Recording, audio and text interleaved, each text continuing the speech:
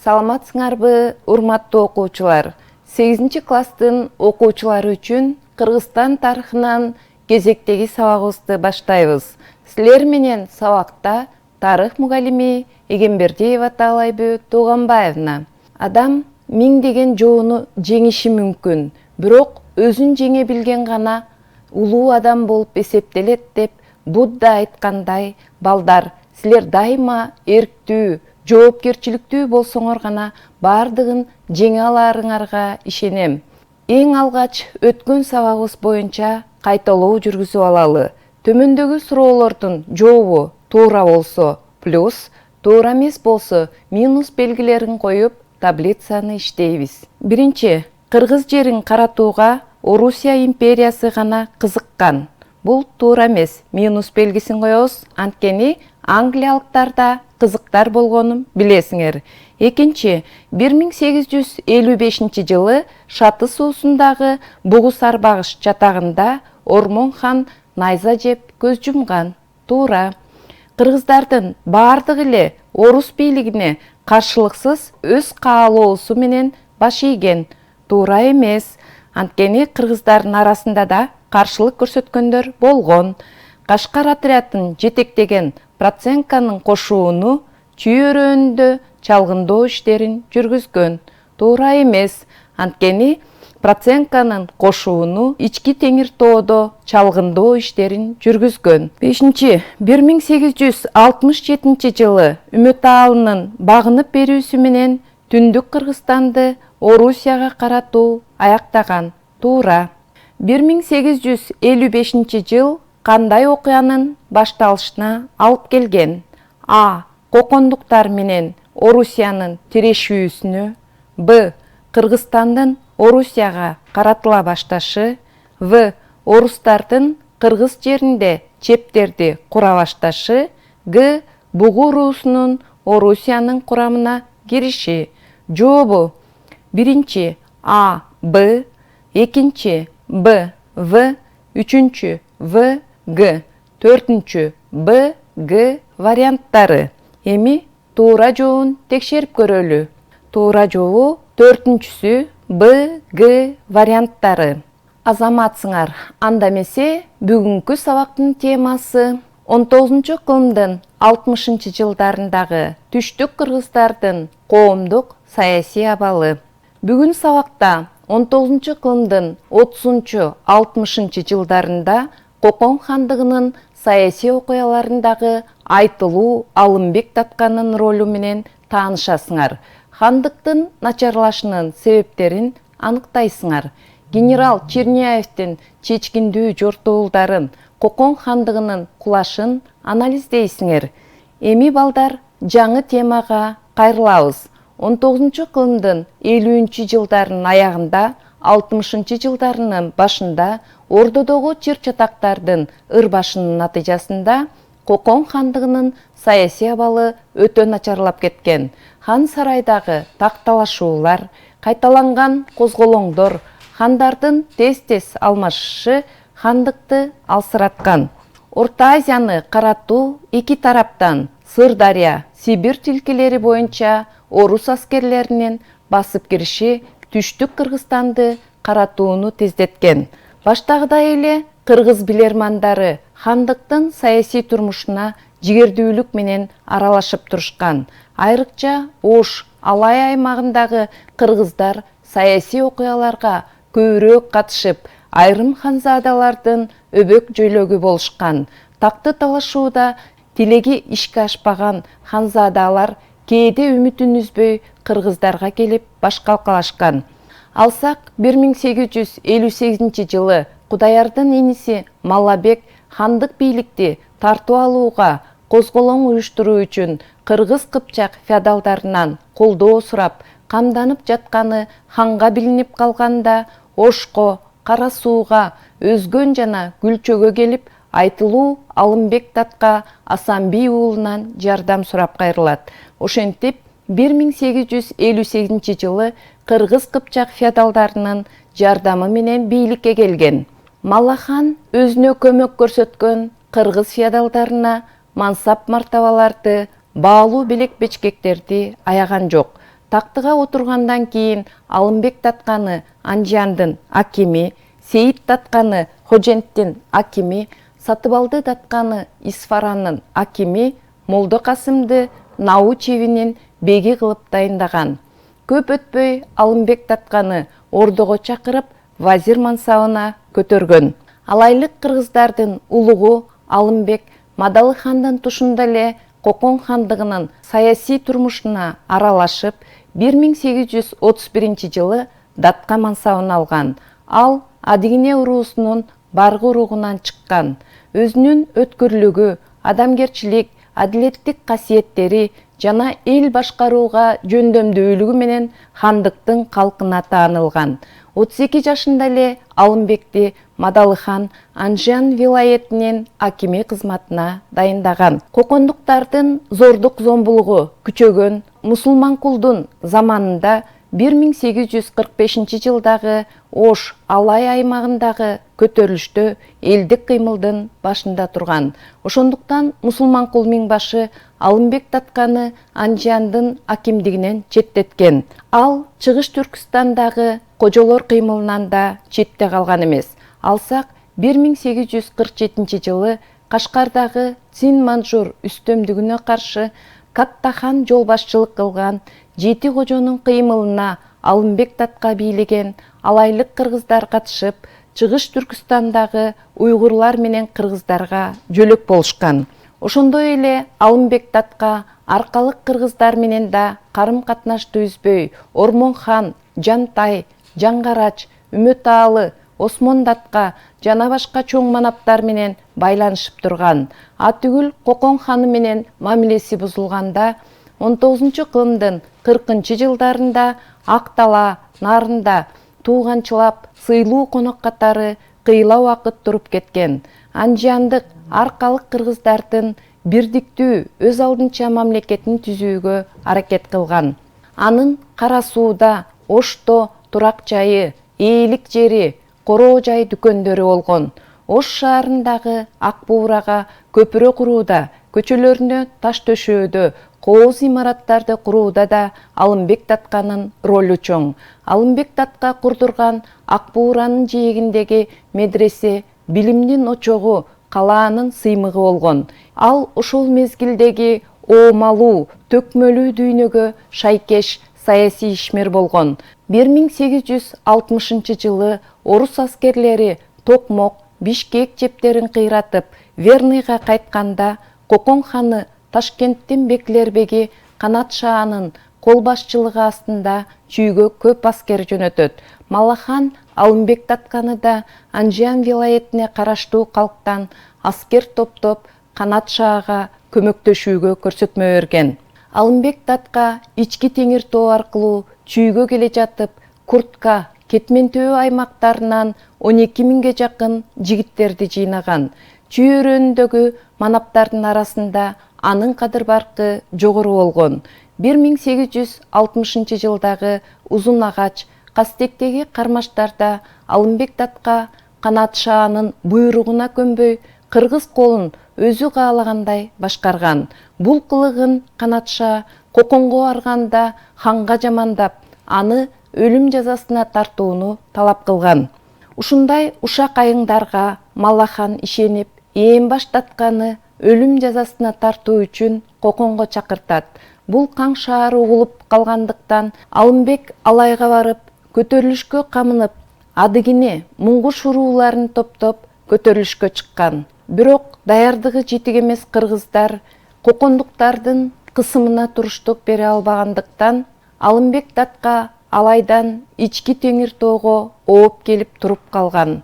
Бул аймактын чоң манаптары Сарбагыштан Үмөтаалы, Ажы, Саяктан Осмон Таткалар колдоо көрсөтүп, Кокон кошуунун талкалашкан.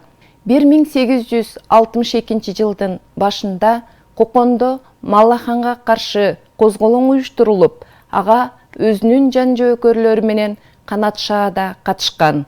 Козголоң даярдалып жатканын билип, уюштуруучулардын айрымдарынын башы алынган. Көп өтпөй кайрадан козголоң болуп, Малахан тындым кылынып, Шералынын 15 жаштагы небереси Шахмурат хандыкка көтөрүлөт. Бул козголоңду даярдоого Алымбек Татка, Маргалаңдын акими Кыргыз Кыпчак Алымкул, Түркүстан беги Шадман чечүүчү роль ойногон. Көп өтпөй Алымбек Татканын мамлекеттик ишмердүүлүгү да кайгылуу аяктаган. 1862 жылы жайында бийликти колго алууну эңсеген Алымбек, Кыдырбек, Ырыскул Таткалардын көзүн тазалаган. Ушундай кырдаалда Бухарада жүргөн Кудаярды Ташкенттин беги Канатшаа чакырат. Канатшааны Шахмурат чакырып, аскер башчы мансабын бергенде, анын сунушун четке кагып, Кокондун анык ханы Кудаяр деп жарыялаган. Ушундан пайдаланып, Кудаяр Канатшаа Бухаранын эмири Музафар ад-Диндин жардамы менен Коконду ээлеп алат. Шахмураттын Кыргыз Кыпчактан турган колу Кыргызстанга чегинүүгө мажбур болгон. 1863 жылы Музафар Бухарага кайтканда Кудаяр өз күчү менен башкарууга алы жетпесин билип, эмирдин аркасынан кетет. 1863 жылы 9 июлда Малахандын 12 жашар уулу Султан Сейитти хан көтөрүшөт. Ага көптү көргөн, акылдуу, тайманбас Алымкул өспүрүм балага хандын кеңешчиси, устаты, аталык мансабына дайындалат. Эми Кокон хандыгындагы саясий оомат Кыргыз Кыпчактардын колуна өткөн. Алымкул аталык атактуу аскер башчы, Кокон хандыгындагы эң ири мамлекеттик ишмер 1829 жылы Коргон түбү аймагын жердеген Кыргыздын ичкилик уруусунан чыккан. Атасы Асанбай аталган аймактын бийи болгон. Ал Бужум Баткенде мусулман мектебинде башталгыч билим, кийин Анжианда Кокондогу медреседе окуган. Билимдүү, аскер ишин мыкты билгендиктен көпчүлүктүн купулуна толуп, атасынын ордуна бий кызматына көтөрүлгөн. Атагы Коконго угулуп, 22 жашында Анжиандын акими Малабектин ишенимдүү нөкөрү болот. Ак кызматынын аркасында сый-урматка арзыйт. Анын мамлекеттик ишмердүүлүгү 12 жаштагы Султан Сейитти хандыкка көтөрүлгөндөн кийин даана көрүнгөн. Хан бойго жеткиче Алымкул аталык мурастоо, хандык казынадан каржылоо, сот, аскер ишине, мыйзамдын адилет сакталышына көзөмөлдүк кылган. Ал хандыктагы толук бийликти колго алып, эмирлердин эмири, аскер башчы аталат. Хандыктагы ынтымакты бекемдөө үчүн азыр ар кандай араздашуу, касташуунун убагы эмес деген. Майданда жоокерлерге үлгү көрсөтүп, алдыңкы катарда жүргөн, коркокторду, буйрукту так аткарбаган кол башчыларды, өз элин талап тоногон каракчыларды аяган эмес. Алсак, Улуу Атаны оңой тарттырып жиберген Байзак Татка, Зарип Паңсат, Темир Паңсаттарды өлүм жазасына тарттырган. Ошондой эле Түркия, Орусия, Афганстан, Кашкар, Кытайга элчилерди жөнөтүп, өзү да чет өлкөлүк элчилерди кабыл алып турган. Алымкул аталык 1865 жылы Ташкенттин алдындагы падыша аскерлери менен айыгышкан кармашта окко учкан. 60 жылдарда орус аскерлеринин Орто Азиянын ичкери жагына жылышы тездеген. Падыша өкмөтүнүн Фергана, Ташкент багытындагы мерчемдүү жерлерди чалгындоо иштери аяктаган.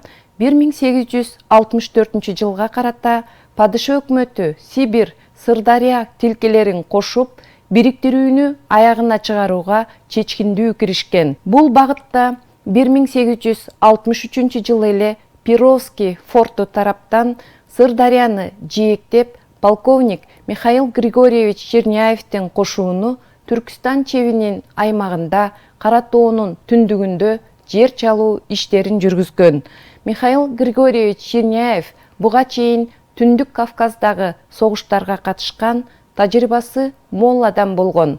Ошондуктан орус тарыхчылары аны Түркстан Ирмагы жана Балкан рыцары деп аташкан.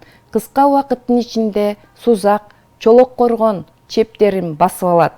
Сырдария тилкесинин акими Черняевдин түзгөн планы боюнча 1864 жылы Батыс Сибирдеги орус аскерлери Улуу Атаны ээлеп, орто жолго Кастек менен байланышып тургудай чеп куруу керек болгон. Анын эки тилкени бириктирүү аракетин падыша Александр II жактырып, Оренбург, Батыс Сибирдеги орус төрөлөрүнө атайын көрсөтмө берген. Ошол көрсөтмө боюнча Батыс Сибирдин генерал-губернатору Дюгамель Верныйга аскер топтоп, Улуу Атаны басып алууга камылга көрө баштайт.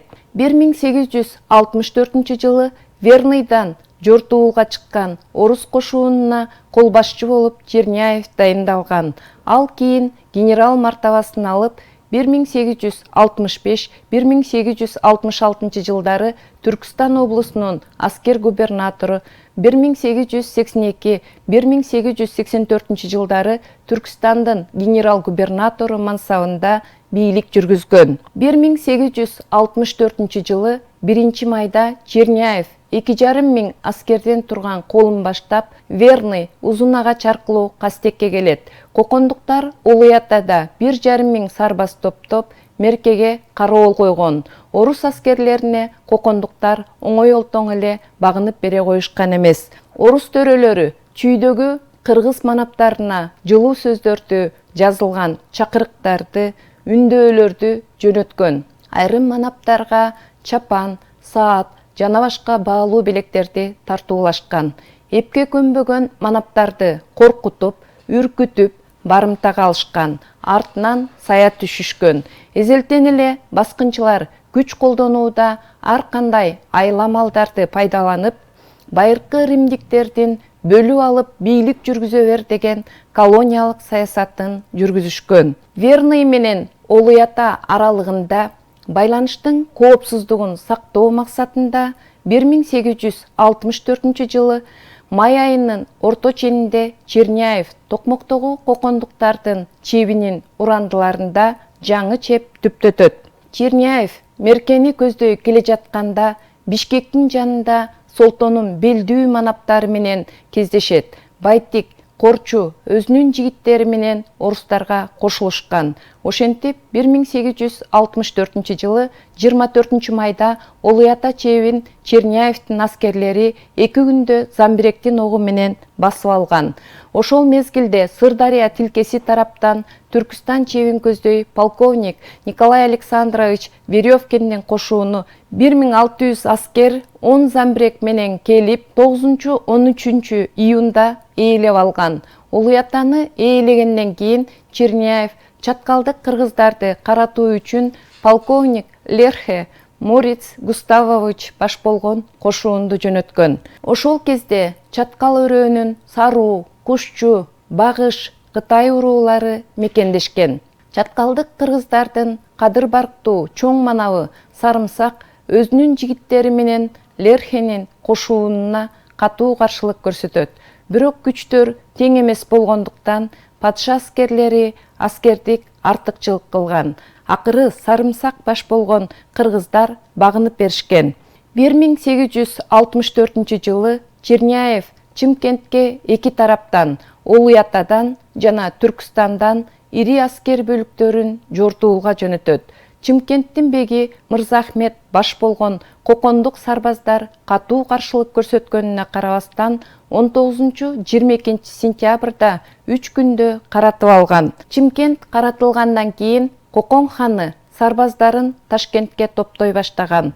27 сентябрдан 4 октябрга чейин орус аскерлери дембедем чабуул коюп, акыры калааны оңойлук менен ала албасына көз жеткен Черняев Чымкентке кайткан. 1864 жылдын аягында падыша өкмөтү Ысык көлдөн Арал деңизине чейин өз үстөмдүгүн бекемдөө максатында жаңы административдик Түркістан облусун түзүү жөнүндө чечим чыгарат. 1865 жылы 12 февралдагы буйругуна ылайык Түркістан облусунун аскер губернаторлугуна генерал Черняев дайындалган. Облустагы бүткүл бийлик, аскер, башкаруу иши жана башкалар анын колуна топтолгон. 1865 жылы жазында орус аскерлеринин Ташкентти басып алышына ыңгайлуу кырдаал түзүлгөн. Анткени бул мезгилде Бухара эмирлиги менен Кокон хандыгынын ортосунда согуш башталып, хандын сарбаздарынын көпчүлүгү Ходжентте эмирдин аскерлери менен согушуп жүргөн. Ошентип, Черняев 29 апрелде Ташкентке жортуу уюштуруп, андагы эң маанилүү Ниязбек чебин ээлейт. Ташкентте Кокондон Алымкул аталык кол башчылык кылган көп аскер келген. 1865 жылы 17 майда Ташкент шаарын орус аскерлери басып алышкан. Ташкентти тарттырып жиберүү Кокон хандыгынын жеңилишине тете болгон. Ташкентти орустар басып алгандан кийин Бухара эмиринин кийлигишүүсү менен Кокондо козголоң уюштурулуп, Султан Саид хан өлтүрүлөт, кайрадан такка Кудаяр хан отурган. 1867 жылы Түркістан облусу Түркістан генерал-губернаторлугу болуп түзүлөт. Ага Сырдария, Жетису областтары кирген. Түркістандын алгачкы генерал-губернатору мансабын падыша Александр II генерал-адъютант Константин Петрович фон Кауфманга ыйгарган. Көп өтпөй Кокон ханы Орусияга багынып берген. 1868 жылы 29 январда Кауфман менен Кудаяр кол койгон келишим боюнча Кокон хандыгы Орусиянын вассалдык көз карандылыгына айланган. Ошол мезгилде падыша өкмөтү кааласа хандыктын бардык аймактарын оңой эле каратып алмак. Бирок ошол кездеги эл аралык абалды эске алып, айрыкча Англия менен мамиленин курчушунан чоочулап, хандыкты убактылуу сактоону туура көргөн. Жогорудагы келишим жалпы эл массасына азап тозокторду, жаңы алык салыктарды алып келди. Кыргыздардын Орусия империясына көз карандылыгы тууралуу өзүнчө келишим түзүлбөгөндүктөн, иш жүзүндө түштүк кыргыздар бир топ жыл орус бийлигин тааныган эмес. Түштүк Кыргызстанды падыша аскерлери Кокон хандыгы жоюлганда гана 1876 жылы көп күч жумшап каратып алышкан. Эми балдар сабагыбызды бышыктап алалы. Таблицага карап, тарыхый окуяларды хронологиялык ирети менен даталарын жайгаштыргыла. Ташкент шаарын Орусиянын каратып алышы 1865 жыл 17 май. Алайлык кыргыздардын улугу Алымбек Татка наамын алышы 1831 жылы. Түркістан генерал-губернаторлугунун түзүлүшү 1867 жылы. Кокон хандыгынын жоюлушу 1876 жылы 19 февраль. Кокондуктар менен орустардын ортосундагы узун агач салгылашуусу 1860 жылы. Туура жооп бергендердин бардыгы азаматсыңар. Балдар, сабагыбызды жыйынтыктайлы. Кокон хандыгынын тушунда түштүк кыргыздарды башкарууда Алымбек Татканын саясий ишмердүүлүгү менен тааныштыңар. Кокон хандыгынын начарлашынын себептерин аныктадыңар. Орусия империясынын чечкиндүү аракеттери Кокон хандыгынын кулашына алып келгендигин анализдедиңер. Көңүл бурганыңыздарга рахмат, саламатта калыңыздар.